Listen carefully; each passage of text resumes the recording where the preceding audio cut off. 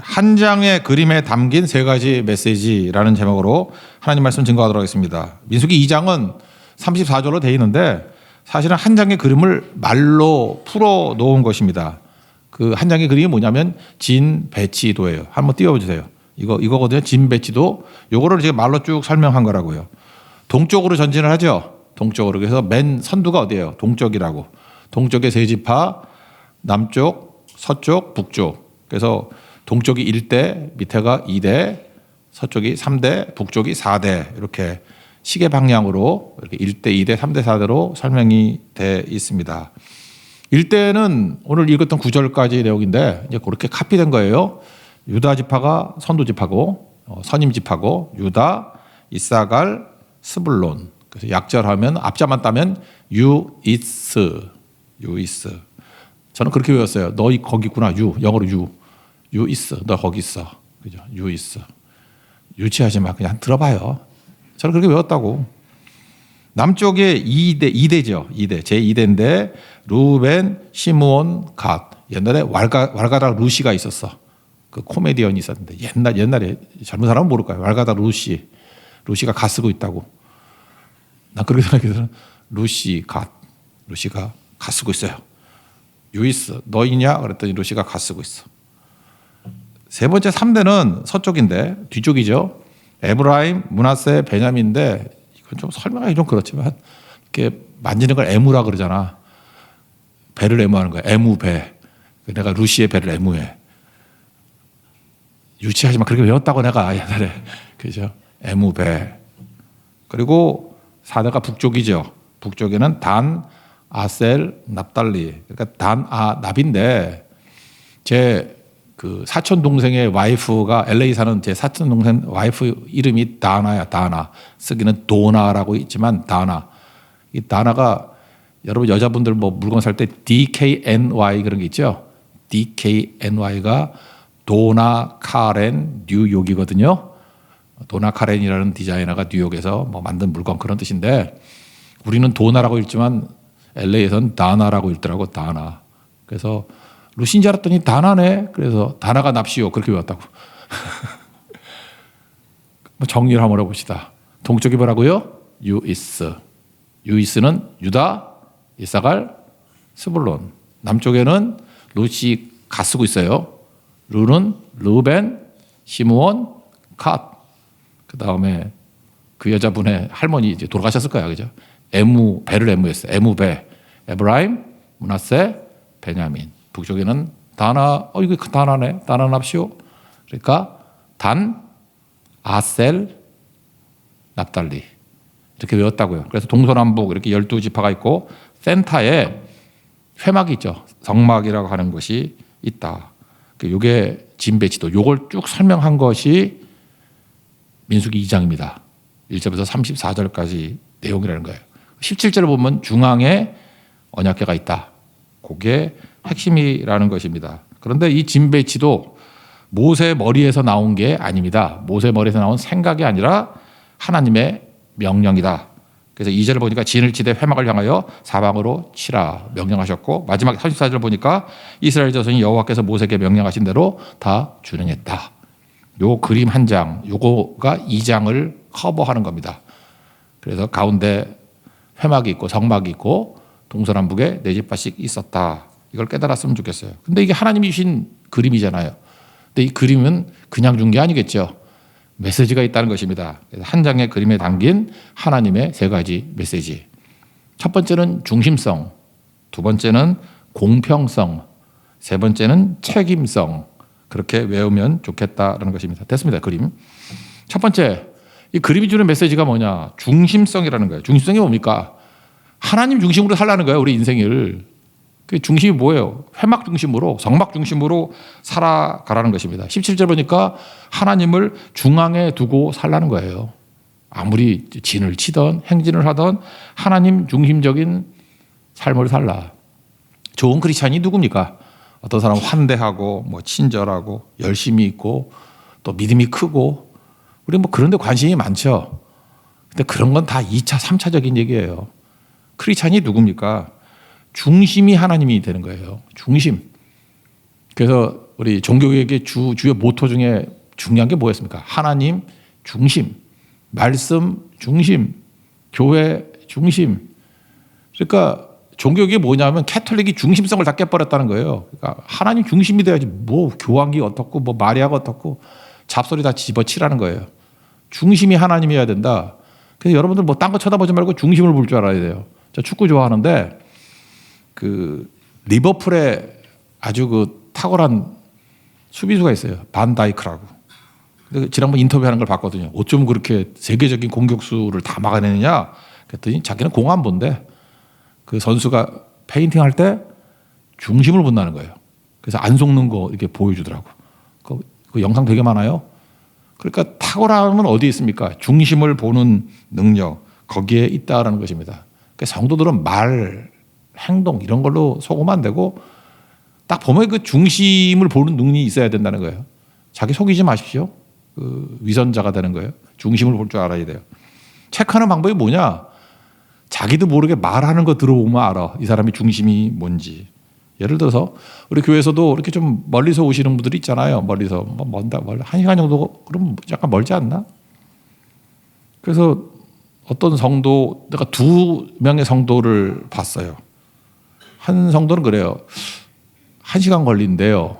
그래서 교회가 멀다 그래요. 오래 믿은 분이에요. 교회가 멀대. 누구 중심이죠? 자기 중심이죠. 교회가 멀대. 근데 새신대인데 남양주에서 오셔요. 1시간 걸린다 그랬더니 집이 멀대. 이 차이점 아시겠어요? 나는 그게 보이던데 이분은 교회가 중심이에요. 그게 교회가 중심이야. 마음속에 교회가 센터에 딱 있어. 그래서 집이 멀대. 초신자인데 오래 믿었는데 교회가 멀대. 힘들대. 근데 이분은 집이 멀대. 그래서 기도해달래요. 교회 가까이 올 수 있도록. 그러니까 벌써 중심이 다른 거죠. 중심이. 그러니까 맨날 그러는 거죠. 교회가 왜 이렇게 멀어? 그러면서 막 투덜투덜하는 사람이죠. 아, 교회가 더럽게 멀어. 막 이러고. 그죠? 근데 생각을 해보세요. 집이 멀다 그러면 이사 오면 될 거 아니에요. 이사를 오든지 아니면 뭐 멀리 다니면 어때요? 뭐 이사 꼭 오라는 얘기가 아니라 교회를 사모하는 마음, 교회가 중심이면 달라지는 거죠. 요즘에 입시철 아닙니까? 제가 최근에 이제 대화를 하던 어떤 학생하고 대화를 하는데 공부를 잘했는가 봐요. 3군데 붙었다고 하더라고. 어떤 A라는 대학, B라는 대학, C라는 대학. 어디를 갈까요? 뭐 내가 말하다 가지도 않을 거면서 그죠? 어디를 갈까요? 그래서 제가 집 가까운 데 가라. 그랬더니 째려보고 무슨 이런 목사가 다 있나 그러더라고. 여러분 대학을 집 가까운 데로 갑니까? 동탄에 사는데 동탄 가까운 데 가요? 명문대 어디 붙었어. 그래서 서울에 있어요. 거기 갔어요. 여러분 가운데 집 가까운 대학 가려고 노력하는 분들 별로 없죠? 아, 물론 서울대 옆에 살면 집 가까이 가겠지. 근데 서울대 옆에 사는 애들이 되게 공부를 못 하던데 보니까. 예. 그 동네 애들은 못 가고 딴 데서 다 오더라고. 그죠? 대부분은 공부하는 목표를 어디에 두느냐. 집 가까이가 아니거든요. 나 중심이 아니라 학교 중심이잖아요. 나 그 학교 멀더라도 간다는 거예요. 아니, 우리 뭐 하버드 뭘도 가잖아. 보스턴으로. 안 가나? MIT 보스턴에 있는데 거기 가잖아요. 그러니까 중심이 뭔지 학생들은 벌써 중심을 딱 잡고 있잖아요. 학교 중심이지 집 중심이야? 그러니까 신앙인들도 말투 들어보면 금방 안다라는 것입니다. 그래서 여러분들 자기도 모르게 막 여러 가지를 얘기하는 사람들이 있어.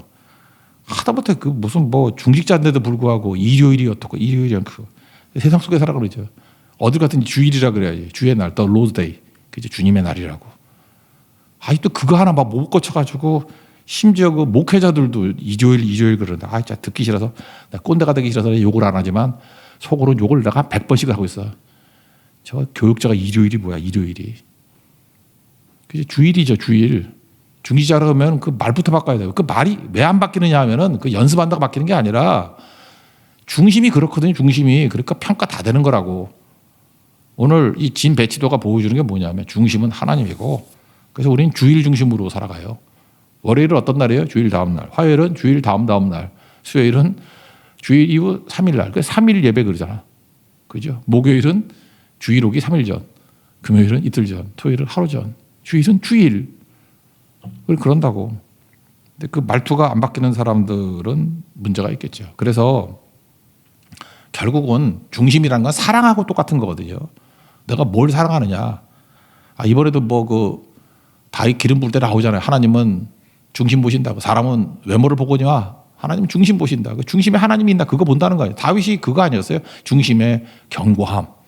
그죠? 그거 추구했잖아요. 뭐 더 들어야 되겠나요? 이게 중심이란 게 뭐냐면 사랑하고 똑같다니까요. 베드로가 깽판 쳤죠. 배신하고 막 그랬는데 예수님 오셔가지고 딴 거 묻나요? 얼마나 돈이 있냐, 힘이 있냐, 너 후회하냐, 안 하냐, 이런 거 묻지도 않고 하나 묻잖아요. 그러니까 예수님은 중심이 뭔지를 아시는 분이에요. 사랑하니? 내가 주님 사랑하는지 아십니다. 됐어. 내 양을 먹이라. 중심 확인한 거예요. 중심. 너 다시 중심이 나로 돌아왔니? 예, 돌아왔습니다. 내 정신 차렸습니다. 내가 뭐 하는 짓인지 모르겠어요.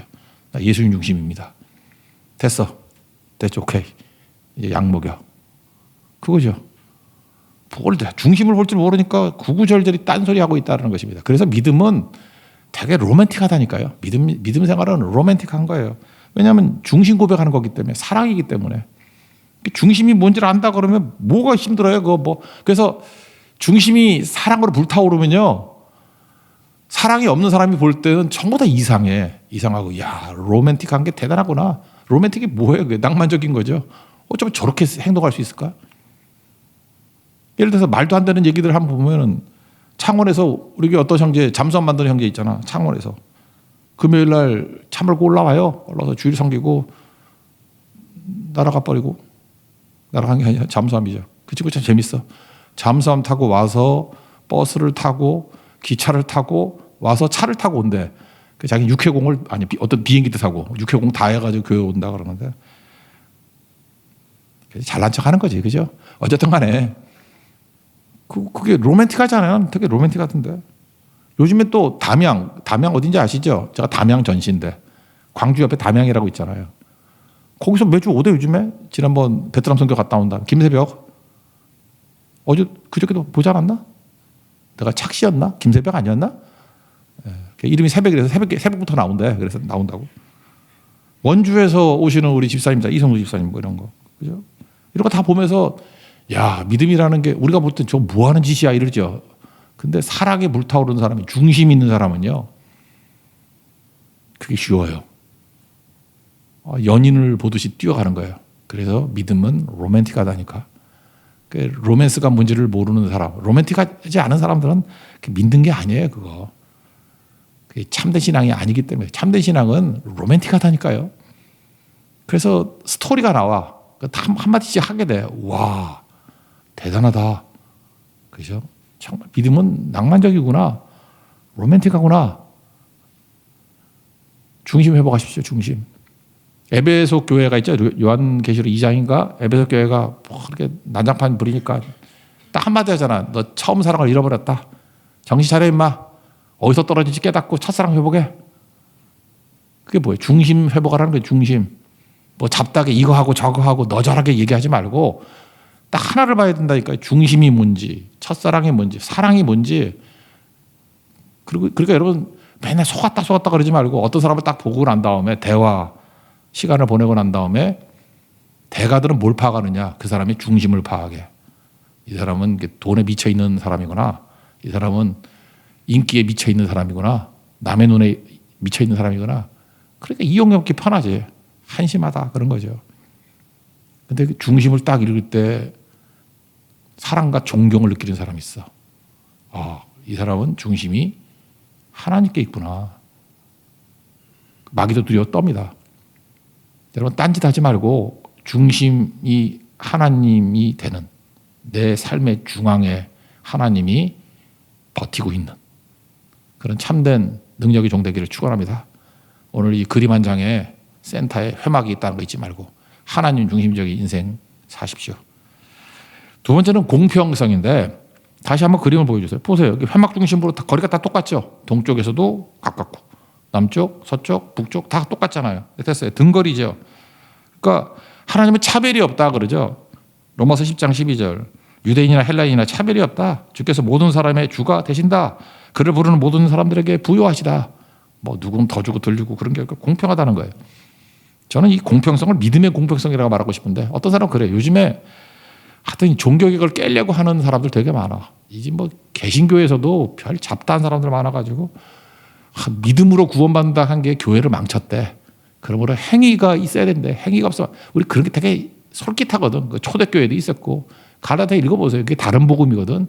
천사를 할지라도 저주를 받을지어다. 그런데 그 저주 받을지만 골라 하는 사람들 많아. 신학자들 가운데도. 행위. 참 인간은 행위 되게 좋아해요. 행위로 구원받는다 그러면 한번 해봅시다. 행위로 구원받는 게 공평합니까? 믿음으로 구원받는 게 공평합니까? 행위라 그러면 뭐 있나? 구제라고 합시다. 구제. 부자가 구제하기 쉬워요. 가난한 사람이 구제하기 쉬워요. 돈 썩어지게 많은 사람이 구제하기 좀 편하겠지. 돈 많으니까. 지금 내가 먹고 살기 힘든 사람이 어떻게 구제를 해? 만약에 구제로 구원받는다 그러면 부자가 유리하겠네? 강남에 있는 부자들이 더 유리하겠네? 그게 공평한 거예요? 선행으로? 그래, 선행이라고 합시다. 그 선행은 어디까지가 선행이야? 건강한 사람이 선행하기도 편하죠. 또 싸돌아다니면서 또 도와주잖아. 근데 병상에 누워있는 사람은 어떻게 선행을 베풀어? 그 병상에 누워있는 사람은 구원 못 받겠네? 그러지 않아도 아파서 죽겠는데 구원을 못 받는다 그러니. 그러니까 선행, 구제, 행위 이게 어떻게 공평해요? 그리고 기준도 마찬가지예요. 착한 일 100가지 하면 구원받았다고 해요. 그럼 99가지 선행을 베푼 사람은 구원 못 받으면 이 사람이 항의할 거 아니야. 누구 마음대로 100가지라고 정했어. 누가 기준이야? 막 싸우다가 좋아. 99가지까지 합격. 그 98가지는 나는 뭔데? 합격. 97가지는 이러다가 한 가지까지 나오겠죠. 그러니까 이게 말도 안 되는 거예요. 이것도 자의적으로 정하는 거 아니에요. 어디까지가 착한 사람. 여러분들 그러잖아요. 저 사람은 선한 사람이고 악한 사람이고. 무슨 누구 기준으로? 네 개는 기준으로? 그러니까 행위를 얘기한다라는 거는 사실 사사기랑 똑같아요. 자기소견에 옳은 대로지. 내가 볼 때 손 악질인데 그 사람은 또 착하대. 그게 말이 돼? 우리 인간들이 다 그러잖아요. 지 멋대로 판단하잖아. 행위 구원? 개나 줘버려라. 믿음 보세요. 내가 한번 물어볼게. 부자가 믿기 편해요? 가난한 사람이 믿기 편해요? 똑같지. 가난해도 우리 가난한 사람이 예수 잘 믿는 사람 더 많아요. 그죠? 가난해도 부자는 뭐 천국 들어가는 게 바늘게 낙타가 들어가는 것보다 힘들다며. 근데 또 부자 잘 믿는 사람도 있잖아요. 그러니까 쉽다고 생각하면 부자가 쉽고 쉽다고 생각하면 가난한 사람이 쉽고 똑같아요. 부자든 가난하든 아무 관계 없어. 믿음은 똑같아요. 믿기는 쉽다면 다 쉽고 어렵다면 다 어려워. 남자가 쉬워요? 여자가 쉬워요? 우리 한국교회는 여자들이 교회를 많이 나니까 여자들이 믿기 쉽다고 생각했어. 근데 우리 교회 보세요. 남자들은 저녁예배 드리자 그러는데 여자가 집에 가자 그래가지고 남자 혼자 남아가지고 그런 불쌍한 가정들을 많이 보잖아. 남자가 쉬워요? 여자가 쉬워요? 아무 관계 없어. 그냥 믿음 좋은 게 좋은 거고 나쁜 게 나쁜 거예요. 그죠? 젊은이가 믿기 편해요? 노인이 믿기 편해요? 우리 그러죠. 죽기 직전 되면 잘 믿을 줄 알지. 우리 노인 중에서 그 고집불통 영감탱이들 얼마나 많이 봐요? 죽을라 맨날 남지도 않았는데 돈 그러는 사람들. 젊은 사람이 믿기 어렵다? 그렇지 않아요. 젊은 사람들 헌신하는 사람 얼마나 많은데. 나이 든 갈렙이 있고요. 젊은 불신자가 있어요. 모를 일이에요, 그거. 그러니까 믿음은 공평한 거죠. 그럼 믿음은 또 반응이잖아요. 야고보서 5장 13절 보니까 고난 당하는 자가 있느냐? 기도하고. 즐거워하는 자가 있느냐? 찬송하라. 무슨 뜻입니까? 우리 인생에는 추나 추동이 있고 낮과 밤이 있다고요. 그럼 낮에는 낮의 믿음이 뭐예요? 찬송하는 거고 일하는 거고. 밤은 하나님께 맡기는 거고. 다 믿음 아니에요. 그죠? 월요일부터 토요일까지 일하는 거 그것도 믿음이고. 안식일은 주님께 맡기고 예배 드리는 거. 중단하고 예배 드리는 거. 그것도 믿음이죠. 안 그래요? 그러니까 낮에는 낮의 믿음이 필요하고 밤에는 밤의 믿음이 있고 낮에는 낮의 불신이 있고 밤에는 밤의 불신이 있어. 잠 안 자고 죽어도 내 힘으로 다 하겠다는 사람이 있고 추나 추동 다 마찬가지라는 것입니다. 그리고 공평하다. 오늘 520장 창의했죠. 어느 누구나 오라. 어느 누구나 주께 나오라. 어서 와서 주의 말씀 들으라. 이거 무슨 차별이 있어. 다 마찬가지죠. 하늘 아버지가 오라 하시니 공평하게 오라 하시니 어느 누구나 오라. 예배, 기도, 선교 차별이 없습니다. 그냥 어느 조건이든 간에 불순종하는 사람 불순종하는 거고 순종하면 아멘하는 사람 아멘하는 거고 믿음의 순종은 다 공평해요. 건강하면 순종이 쉬운 게 아니고 병들면 순종이 어렵고 그런 게 아니에요. 다 똑같아. 오히려 여건이 안 좋은 사람이 성교 가더라고. 여건이 좋은 사람이 또 딴짓하고 또 여건이 좋아서 더 충성하는 사람도 있고 아무 관계 없어요. 하나님은 공평하다. 믿으십니까? 네, 공평한 거예요. 마지막 세 번째, 책임성인데 이거는 은사와 축복에는 책임이 있다는 것입니다. 그러니까 더 가진 자의 책임 이런 거죠. 여기 보니까 누가복음 12장 48절 보니까 무릇 많이 받은 자에게는 많이 요구할 것이요 많이 맡은 자에게는 많이 달라 할 것이다. 이 12지파 가운데 복을 제일 많이 받은 사람이 누굴까? 유다지파 아니에요? 유다지파? 그죠? 유다지파 창세기 49장에 보면은 그 야곱이 죽으면서 이렇게 12지파 축복하는 얘기가 나오잖아요. 유다 너는 형제의 찬송이 되고 뭐 원수의 목을 잡을 것이고 뭐 아버지 아들들이 내 앞에 절을 하고 뭐 너는 새끼 사자로다 그러면서 뭐 웅킨 거 다 쥐고 왕의 옛날 홀이라 그러는데 왕의 지팡이 있죠. 규가 유다를 떠나지 않고 통치자가 너에서부터 나오고 실로 메시아가 오시기까지 모든 백성들이 너에게 복종한다. 그러니까 넌 영적 장자가 될 것이고 너에게 재물도 주고 권력도 주고 미래의 메시아의 리더십도 주고 뭐 엎어치기를 다 준다 그랬잖아요. 그럼 아까 두 번째 공평성하고 문제가 있는 거 아니냐 그러는데 하나님의 원리는 뭐냐면요. 유다한테 이렇게 많이 준 게 있지만 또 다른 사람이 다른 게 많이 준 게 있어요. 많이 주면은 은혜의 집중이 있다고. 그럼 많이 받은 걸 가지고 흘려보내야 된다고. 흘려보내는 거. 흘려보내야 흐름이 생겨야 썩지 않고 싱싱해져요. 바람도 보세요. 고기압이 있고 저기압이 있죠. 지구 전체가 기압이 똑같다 그러면 바람이 없어가지고 다 죽을 거야. 근데 한쪽에 고기압이 있고 저기압이 있으면 기압이 높은 곳에서 낮은 쪽으로 바람이 불잖아요. 그래서 겨울철은 북쪽에 고기압이 세지고 남쪽에 저기압이 약해지잖아. 그래서 북쪽에서 바람이 불죠. 그래서 춥잖아. 여름에는 남쪽에 저기압이 아주 크죠. 그래서 또 뜨거운 우리가 바람이 불고 기압 차이로 해류도 마찬가지죠. 온도 차 때문에 바닷물도 돌잖아요. 그래서 안 썩죠. 소금물 때문에 안 썩는 것도 있지만 바닷물이 흐르기 때문에 안 썩는 거라고.